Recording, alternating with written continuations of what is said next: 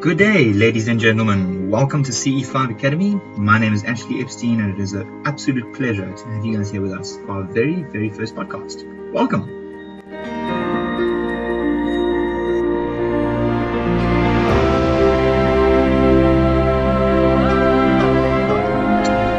So CE-5 Academy is an organization that aims to collaborate with CE-5 practitioners worldwide as a way to advance and further education, research and progress in the field of universal diplomacy and extraterrestrial contact.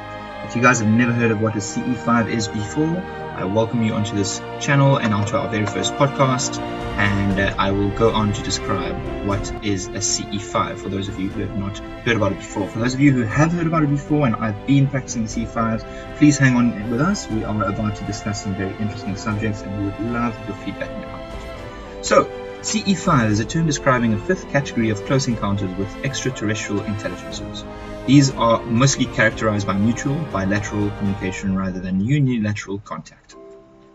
The CE-5 initiative has its central focus on bilateral ETI human communication based on mutual respect and universal principles of exchange and contact.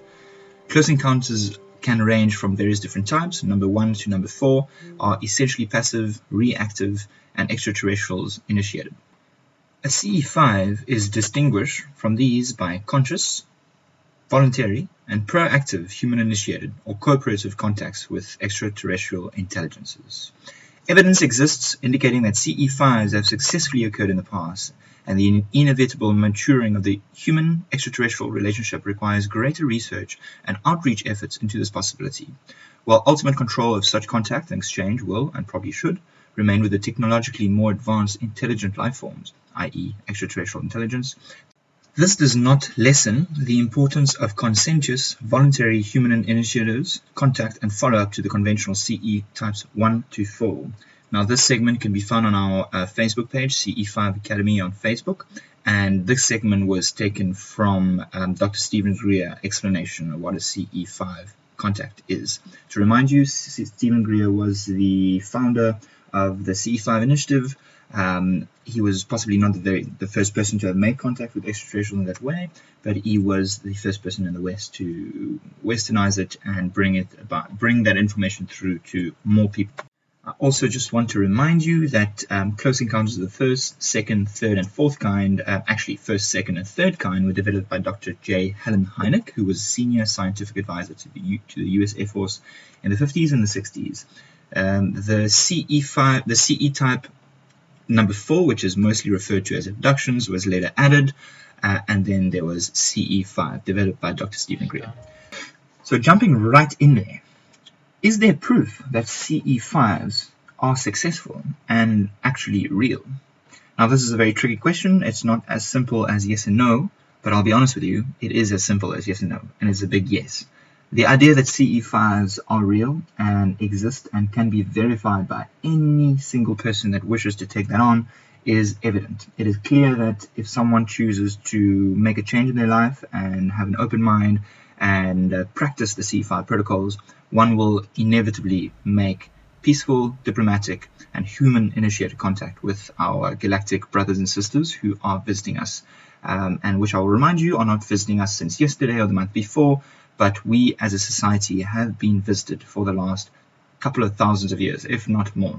I didn't live back then, so I cannot say that is true for fact or fiction, but there is a lot of evidence pointing to the fact that our ancient societies were in fact in contact with advanced intelligent beings from other planets or dimensions. My goal with these podcasts is to interview advanced CE-5 practitioners in the near future so that you at home, whether you're a beginner, an amateur, or an advanced CE-5 practitioner yourself, can hear about other individuals around the globe who have been and are currently doing and practicing these protocols and having amazing results for themselves. I'm fortunate enough to have been in this movement for the last couple of years, and I have met and made some amazing friends, especially online, and I really am excited to bring through what they have to share to all of you. We have some amazing individuals who have some great footage of their own contact experiences, and I am sure that they have some amazing knowledge to share with us. So thank you again for joining us. And if you have any comments or ideas that you'd like to discuss, please feel free to shoot them below. I would love to address them in the next few podcasts. This is possibly going to be the only podcast where I will be alone speaking. This is number 1, so it's more of an introductory podcast as to who we are, what we do, and where we aim to go. So, UFOs. Interesting idea and subject that's been popping up recently, probably since the 1940s. Back then, in the 40s and the 50s, there was not really any known individuals who was making contact with advanced societies. I think that back then in the 40s and the 50s, especially when the military was studying these UFOs and unidentified aerial objects quite seriously, it was still whether are these beings actually from another planet, or are they other countries that have developed advanced technologies that we are not aware of.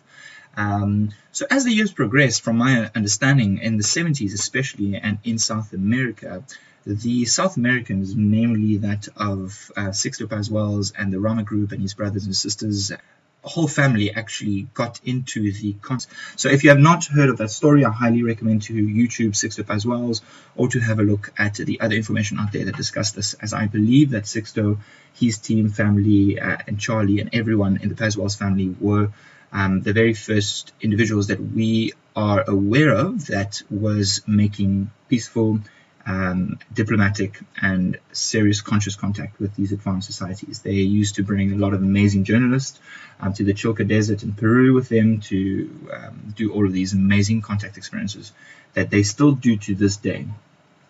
As you know, in the late 1990s, I think it was, Dr. Steven Greer developed the CE-5 protocols, which is very, very similar to the Rama protocols and the Rama group. And to us, it is now clear that the ETs, or our brothers and sisters from space, are doing their best to disclose this information to us in the most relevant, efficient, and conscious manner possible. A lot of us will ask, well, why don't they just land on the White House lawn? I'd like to invite you to rethink that this is not as easy as it seems. This subject brings about a lot of discussions for a lot of different spheres within our world, whether it's political, religious, financial, education, and especially technology and energy. So it is not that simple. We are living in a society that is built on a particular system which require particular type of maintenance, and any new technology is a threat to that system. And unfortunately, we have fortunately and unfortunately, we have individuals who are hell-bent on keeping that system for themselves and not willing to let it go.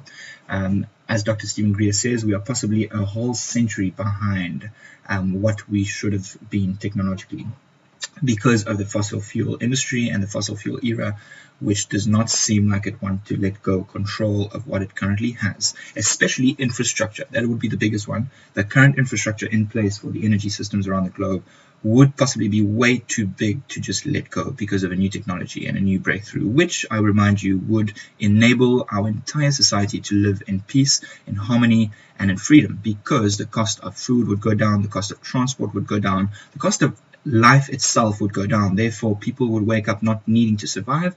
They would wake up doing what really excites them, what they are really passionate about. And funny enough, that is the real gift that they are here to bring to our society. So people would wake up and actually do what they love and bring about the gift and the unique gift that they had to share to the world. If you are hearing this and feeling inspired to share your unique gift with the world, I highly encourage you to do so. I know that this is the best thing we can do as human beings to advance not only disclosure, but the evolution of consciousness on this amazing, beautiful planet. So a lot of people have been asking, what is so important about UFOs? It seems like the mainstream society really tends to see UFOs as not really such an important thing and more of an entertainment idea than anything else. I actually saw the sentence written by Giorgio Piacenza from Exopolitics Peru on his Facebook page recently, and that rang a massive bell. The idea that people, first of all, think it's just an entertainment idea, and that it obviously is not that important. So let us discuss, why are UFOs not important? Would they be not important if ever they had to come to light, or if ever they had to be disclosed, which I will remind you, they are being disclosed as we speak. There is a new term out there which is called confirmation, and the government, the government factions of the government are coming out to discuss this and have released some footage since the 16th of December 2017. We have some on our YouTube channel. We highly recommend you to have a look if you haven't already. So what is a big fuss about UFOs? What would change with UFOs? Well, it is exactly what we just discussed. Every single industry on our society, in our planet today, would be rewritten for the better. And it would be for the better for 98% of the society, but unfortunately the 2% that it would not be for the better for, they have the keys and the current control over the information that gets out and the technology that we use. However, this is not a call for despair, it is a call for encouragement, because I would like to ask you this question. If governments did not exist, what do you think would be the best way to disclose this information to the global audience that is our society? How would we best bring about the knowledge that not only have UFOs been interacting with our society for the last good 100 years on record, but also thousands of years, but that we as human individuals can also interact with these beings in a peaceful, diplomatic, and positive way, as a way to move forward the evolution of consciousness on this planet. So yes, this is my question. What would be the best way in your perspective that we could bring this information out to the masses if governments did not exist? Because clearly a lot of us are still waiting for government to disclose. We are waiting for the president to come and stand up at his national press conference and reveal that UFOs, yes, exist, and everything that goes with it. So my perspective is that possibly that will not happen, and that will possibly not happen anytime soon, but that disclosure is happening in small bits here and there, and that it is up to us to put it together and form our own picture. However, as individuals, especially if you've been practicing the CE-5 initiative before, you will understand that we have a greater deal of advantage than individuals who are not doing CE-5 because they possibly don't know about it, in the sense that we are the front line of the society, engaging with other societies out there which are way more advanced than we are, as a way to say thank you, welcome, we welcome you, we acknowledge you, we understand the current situation that's going on this planet, and we would like to welcome you on this beautiful, beautiful planet that we call Earth, to share and to grow alongside this amazing universal community that we are emerging into. So, my idea of CE-5, if that is of interest to you, what I would say would be the best way to get this information out as quickly as possible and as efficiently as possible. First of all, if you have never done CE-5s before and you still doubt in it, the best proof that you can get are not videos on the internet. Unfortunately, I'll say they're not videos on my channel, although these are amazing videos, but the best proof you can get is going out and doing CE-5 yourself. There are videos, explanatory videos on our channel on how to CE-5s, as well as other CE-5 channels out there. Highly recommend you have a look if you have not done so, because doing it yourself is the best proof you can offer yourself. So talking about that, this to me would be the best way to get the UFO subject out, to get the idea that we are not alone and are being visited and can actually interact with these UFOs if we wish, would be to organize global mass coordinated sighting events, meaning that we would coalesce as CE-5 practitioners around the world, and we would choose a specific date whereby we would create educational programs for the masses or for individuals that are interested in the subject, so that we can build a collective of thousands of people around the world doing this at the same time. Now, this is being done by ET Let's Talk, now known as UFOcontact.com, Costa Macreas, great individuals. Very, very grateful to have him on this beautiful planet with us. He has done such a great job in bringing this information out to the world, and I really believe that that effort alone is enough. On another note, the idea of doing mass coordinated events is amazing, and it's currently happening all around the world with over 1,000 teams of people that gather together on the same night to engage with our star brothers and sisters. Now, these teams can range between 10, 15, 35, or 40 people at once. And the idea that I've had, and I'm sure a lot of people also have, would be, what would happen if we were to gather 1,000 people on a field, or 500 people on a field, all at once, all focusing on the CE-5 protocols, all focusing on peaceful diplomatic contact, all at once? What would happen? I really believe that the contact experience would be heightened, so to speak.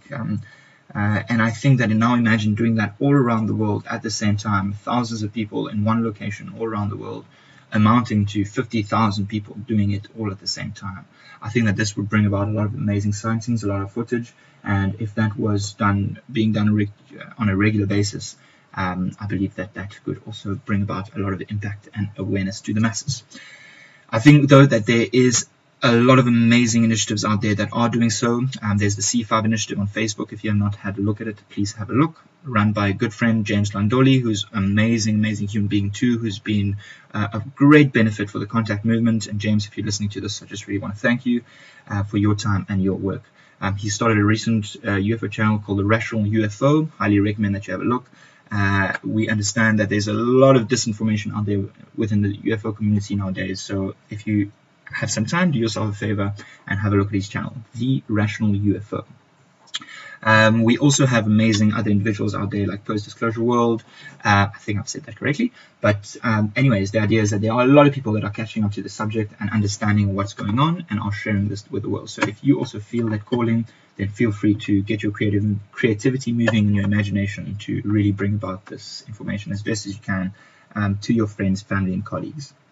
Touching on CE-5 contact itself, what is the best way to initiate a CE-5 experience for yourself?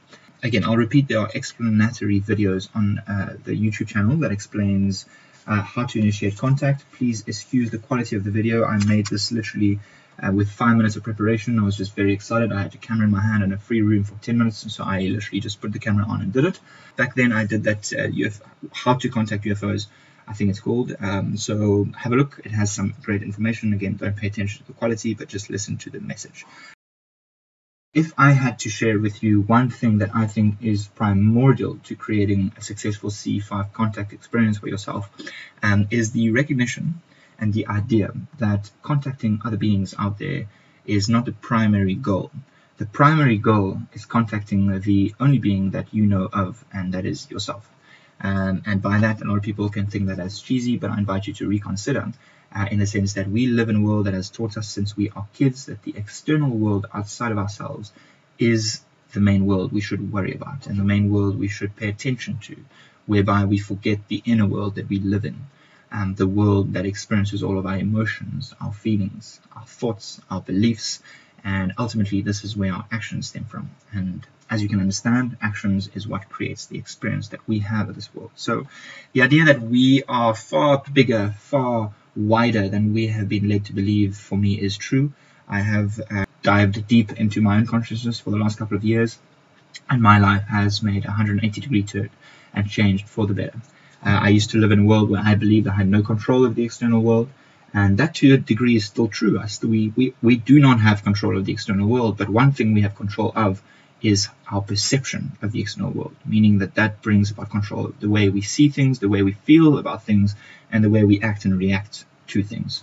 So understanding that your consciousness is the most important aspect within any CE-5 contact experience. Meditation is a great tool that you can start to use if you have not done so already, to really get deeper into yourself, to really start understanding who you are and what you're doing here and what your purpose and mission is. I believe that if you're listening to this, one of your purpose and mission is definitely to entertain the subject in some way, shape, or form. So if that's the case, I highly recommend you to move full steam ahead and to do that as best as you can, because doing what you love is possibly going to be the best thing you will ever do. Simply put, if we do what we love, we will live a life that we love. If we do what we do not love, we will live a life that we don't love. And most people in this world live a life that they don't love because they believe they need to survive and get money to make ends meet. And I agree with that. That's very important. However, if we are being supported doing something we do not love, who's to say we won't be supported doing something we do love? So that's something that I'll ask you to reconsider. If you're not currently following your highest passion and your highest joy and not following your purpose, I would ask you, why is that? Why are you not doing that just yet? Ask yourself that question, go into meditation, find out more about who you are, and in that way, by really connecting with your own consciousness, your own inner being, which is unique and amazing, you will find that your contact experiences will be heightened as you raise your frequency and your vibration. That is allowing you to reach a closer vibrational frequency to these beings, and they will meet you halfway, as they say. So Thank you very much for joining us. I hope that this has been entertaining for our very first podcast. I'm very excited for the upcoming podcast. We're going to have some amazing individuals on the show to talk to us about their own CE-5 experiences and how you can best upgrade your own CE-5 experience if you wish. So again, thank you very, very much for joining me on this amazing mission. I am so excited to have you by my side. I believe that we are on our way to creating great things for the world and for ourselves. To me, CE-5 contact is the biggest, most revolutionary act anyone can do. And this is changing the face of our society, and it is going to continue doing so. So I invite you on board of this amazing train. I invite you to add your own energy and own uniqueness to it. And I look forward to connecting again with you in the near future. Thank you again for joining us, and I hope you have a wonderful, wonderful week ahead.